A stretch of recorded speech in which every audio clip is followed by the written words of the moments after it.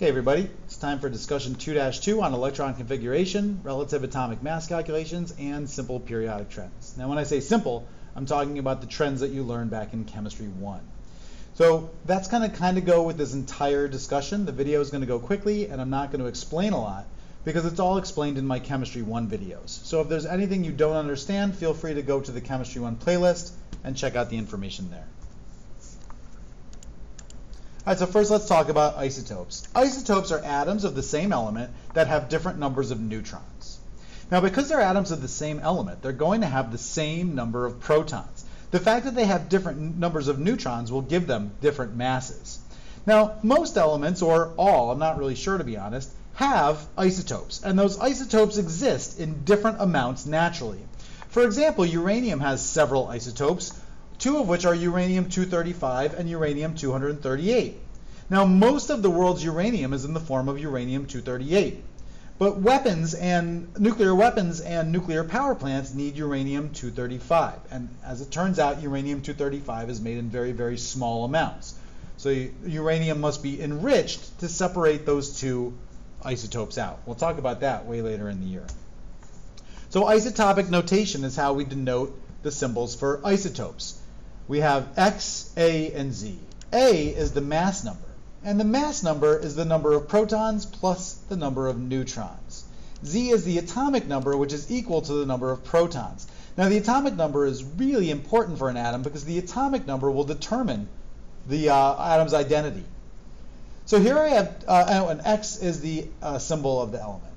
So here we have two isotopes of carbon. We see the element symbol, the atomic number, and the mass number. So the atomic number tells us that there are 6 protons in the nucleus of carbon-12. Now, atoms by definition are neutral. That means all the positive charges have to be equal to all the negative charges, so we have 6 electrons. Now, the mass number tells us the number of protons and the number of neutrons. So to find the number of neutrons, we just have to subtract the atomic number from the mass number. That tells us for carbon-6, there's 6 neutrons as well. So take a moment, pause the video, see if you can work out the number of protons, neutrons, and electrons in an atom of carbon-14. And so the atomic number is still 6, so there's still 6 protons, still 6 electrons because it's still an atom. Now though, there's 14 total particles in the nucleus, 6 of them are protons, so 8 of them must be neutrons. Right, now calculating relative atomic mass, which in IB we denote as A sub R. A stands for atomic mass, R stands for relative. So the formula, is A of R equals mass times percent plus mass times percent. I have mass 1 and percent 1 here, because mass 1 is the mass of isotope 1. Percent 1 is the abundance of isotope 1. The same thing follows for mass 2 and percent 2. Now we have this plus dot dot dot term in this equation because different elements have different numbers of isotopes. Now, sometimes you'll see this equation divided by 100. Right? I actually don't divide by 100. Ooh, phone is ringing. Junk call. I do not divide by 100. Instead, I plug the decimal percentages into the equation. So 93% would be 0.93. It just saves a step, makes it easier to put it into your calculator and everything else. And I like to do things the easiest way possible. All right, so how you're actually going to see problems using this formula is like this. They're really not going to have you calculate relative atomic mass because A, the answers are on the periodic table, and B, it's just too easy for IB. So what they're instead going to do is have you calculate the percentage, the abundance of each isotope. So here's an example. Chlorine has 2 isotopes, chlorine-35 and chlorine-37. Gives you the relative atomic mass of chlorine and wants you to calculate the abundances of each isotope. So let's go ahead and do this on a separate sheet of paper. I'm just going to pen. All right, so the formula we're going to be using, we're talking about chlorine-35 and chlorine-37, 2 isotopes. So we're going to say the relative atomic mass of chlorine is equal to the mass of chlorine-35 times the percentage of chlorine-35 plus the mass of chlorine-37 times its percentage. So that is the number we're trying to find. That's going to be our variable. So let's go ahead and call the abundance of chlorine-35 X. Now, if we're doing decimal percentages, we know that all of the percentages are going to add up to 1. That means if chlorine 35 is X, the abundance of chlorine 37 has to be 1 minus X. Now it's just a matter of plugging into the equation and solving. So the relative atomic mass is 35.45. The mass of chlorine 35 is 35 times its abundance, which we called X, plus the mass of chlorine 37, which is 37, times its abundance, which we said is 1 minus X. Now when you simplify this equation, what you end up getting is 1.55 equals 2X. So X is going to be equal to 0.775.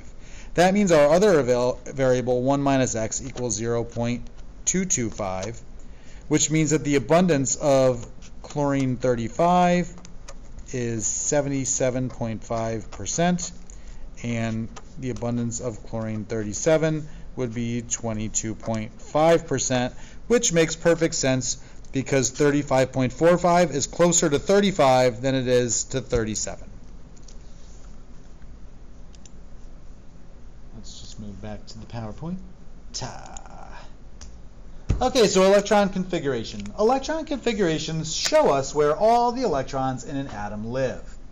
Now, the electron configuration for each element will always start exactly the same way. The only thing different about these elements is that they have different numbers of electrons, and so the configurations will end in a different spot. Now again, I'm going to go through this very, very quickly. If you want a more detailed and thorough explanation of how to do electron configuration, see discussion 3-2 in the Chemistry 1 playlist. All right, so electrons live in principal energy levels, and we denote principal energy levels with a lowercase n. And you saw that in discussion 2-1, where we were doing energy level diagrams. We showed each energy level as n equals 1, n equals 2, and so forth. So each energy level can hold 2 times n squared, the number of electrons. So that means that the first energy level can hold a total of 2 electrons. The second energy level holds a total of 8. The third holds a total of 18. The fourth holds a total of 32, and so on.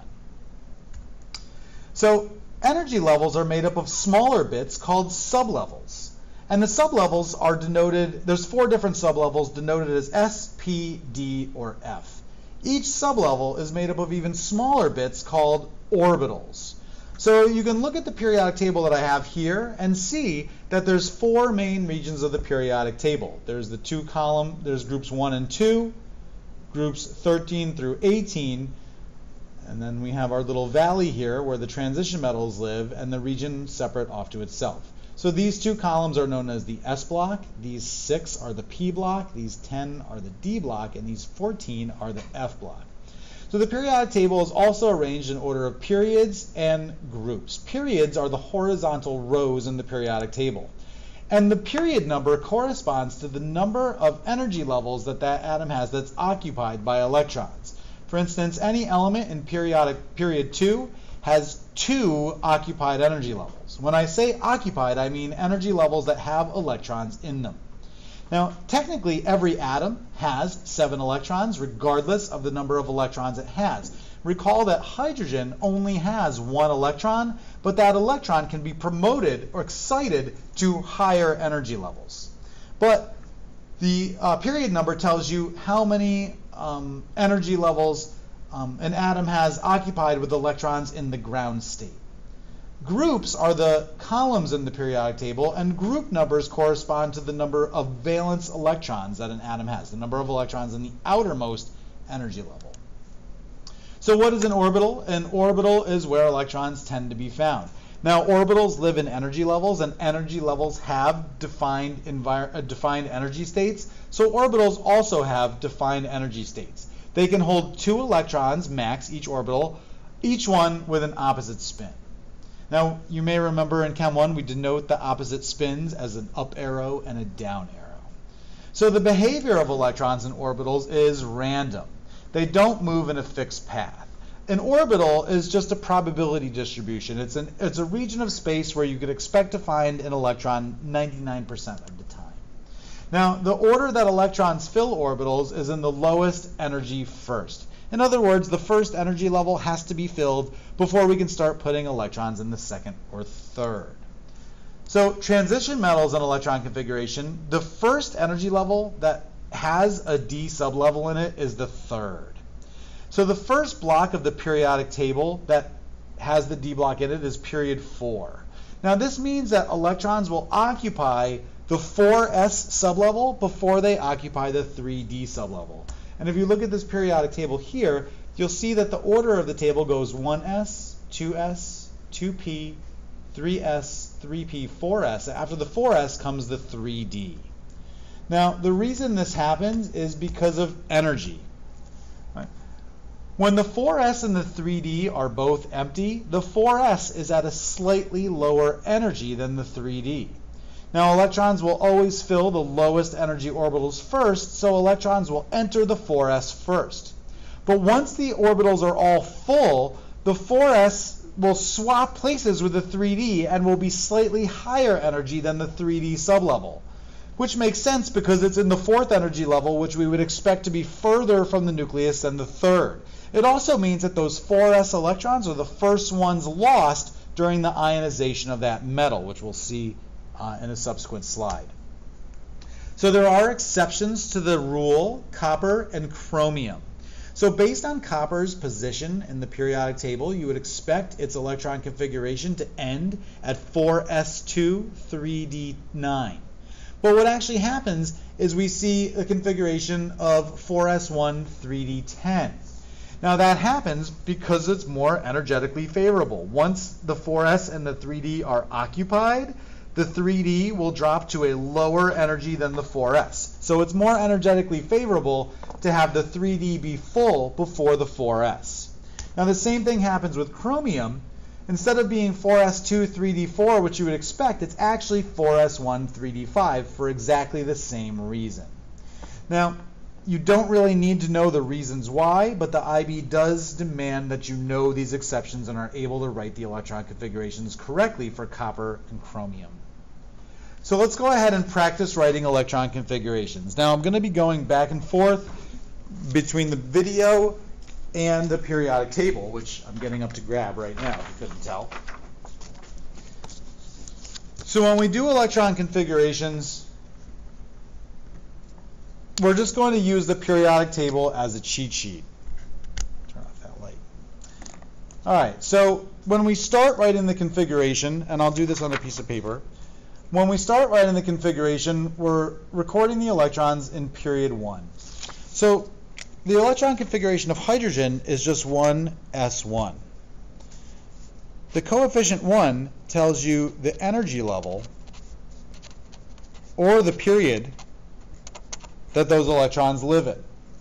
S tells you the sublevel those electrons are in, which corresponds to a specific region of the periodic table of elements. The superscript tells you how many electrons are in that sublevel. So for hydrogen, it's got one electron. That electron is in the first energy level in an S sublevel, and in that S sublevel, there's one electron. So let's go ahead and do the configuration for sodium. So sodium is all the way down here in period 3. So what we're going to be doing is counting all of the boxes until we get to sodium. Now when we're counting the boxes, we have to say which period those boxes are in, which region of the table they're in, and how many of them we had to count. And we're going to count until we get to sodium. So when we first start, we're in period 1 in the S sublevel, and we count both of those boxes. So the first part of the configuration will be 1s2.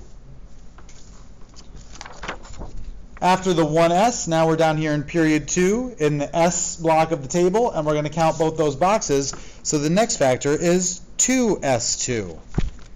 After the 2s comes the 2p, and we're going to count all 6 boxes in the 2p. So the next factor is 2p6. After the 2p comes the 3s. So we got to sodium. Sodium is in period 3 in the S block in the first spot, so its configuration will end at 3s1. Right, so again, we kind of use the periodic table as a cheat sheet. Now, write out the configurations for argon and the bromide ion. Be aware that the bromide ion is not a bromine atom. Because it has a charge of -1, it means a bromine atom gained a single electron. So So take a moment and pause the video and write both of those configurations in the same way. All right, so argon is in the same period as sodium, but for argon, it's all the way at the end of the period in group 18. So its configuration will be 1s2, 2s2, 2p6, 3s2, 3p6. And again, the bromide ion has one additional electron than the bromine atom, so we should have 36 total electrons. So 1s2, 2s2, 2p6, 3s2, 3p6, 4s2, after the 4s comes the 3d, and finally 4p6. Now you need to be able to write electron configurations up to atomic number 54. That means sometimes we're going to need to get into the F sublevel as well. All right, so you can also take a longer electron configuration and shorten it. To do this, we look at the noble gas that comes before the element in question in the periodic table. We put that noble gas symbol in square brackets.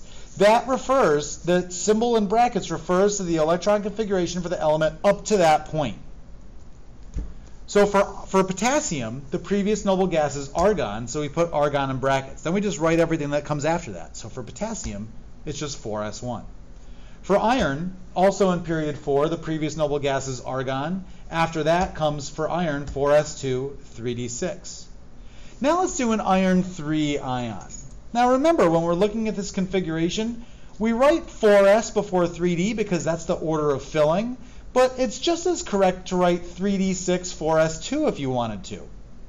Now, when this iron atom is ionized to form an iron 3, that means that 3 electrons were removed. The first electrons to be removed will come from the 4s sublevel because that's the outermost energy level, and the third will come from the 3d. So the configuration is argon 3d5.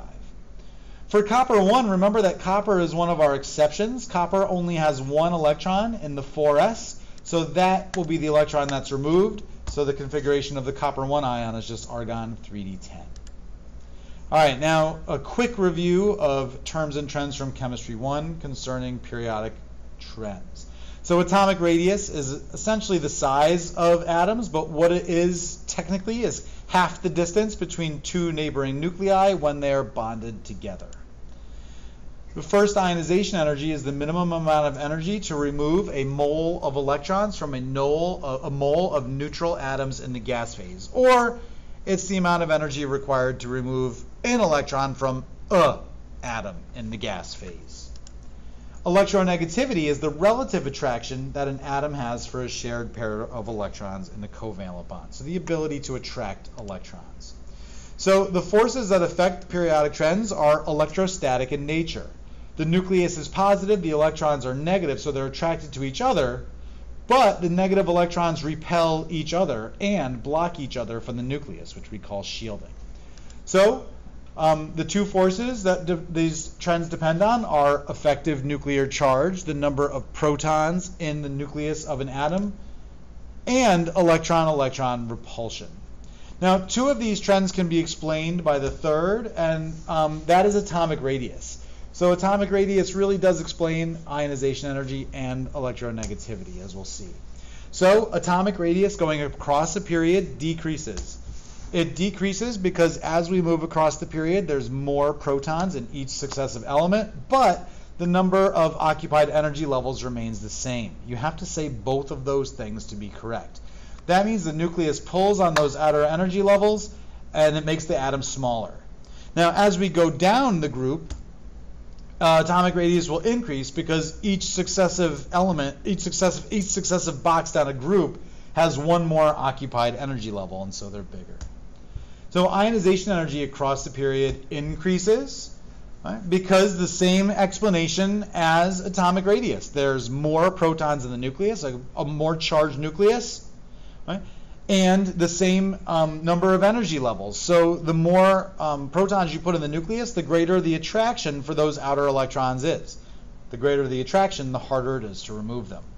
Now, going down a group, the trend decreases because of the shielding effect. As we go down a group, each successive box adds another occupied energy level. So those inner electrons block the effect of the nucleus. I like to think of it like putting pieces of paper on the fridge. Now, if you take a magnet and put one piece of paper on the fridge, it holds it fairly well. Two pieces of paper holds it less well. The more pieces of paper, eventually you get to the point where the magnet no longer is attracted to the fridge, and so all the papers will just fall down. Same exact thing.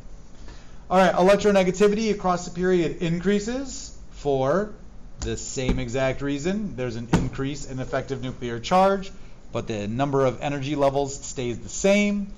So the nucleus, which is the thing trying to gain electrons, has a greater attraction for the electrons of other elements or molecules. Now down a group, the trend decreases for the same reason, the shielding effect. All right, so in the IB, there's really good explanations and bad explanations. The term explain means to give a detailed account of causes, reasons, or mechanisms. So you have to explain the trend and why it occurs. So a bad explanation would be atomic radius decreases across the period because sodium is bigger than fluorine. Obviously, right? The good explanation would be to explain that as we move across the period, the charge of the nucleus increases, but the number of occupied energy levels remains the same, so the nucleus has a greater pull on the valence shell electrons. One is just basically restating the question, why does sodium have a larger radius than fluorine? But the good explanation actually explains the mechanisms. So that's it for discussion 2-2, complete and total review. If you have any questions, please bring them to class, and make sure you give my Chem 1 videos a watch if anything in this video was befuddling to you. All right, thank you very much for watching, and I'll see you in class.